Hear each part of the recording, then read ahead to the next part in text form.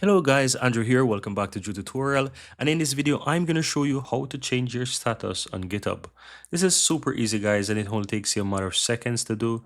So if you're ever using GitHub and want to change your status, simply click your profile or account on the upper right hand side, and here you'll find set status. Just simply click on that. Here you can just say what's happening, or you can just use the I'm busy option right here. And otherwise, you can just simply use these different options. So you can say focusing, you're sick, or you're working from home, or whatever it may be, right? And yeah, you can basically use that, right? Feel free as well to type whatever you want. So you can say I'm driving, for example.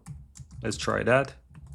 And you can just basically, if you want to clear your status and so forth, you can basically set the time in. So if you're say you're driving for the next 30 minutes, you can put that and then set status. So not only do you have those basic ones, but you can set a more customized one when you're ready, right? And once you're ready, just simply go ahead and clear it, and you just need to remove what you have there, right? And click and set again. And that's basically set it for you. So that's pretty much it, guys. Very easy and very simple how to change your status on GitHub.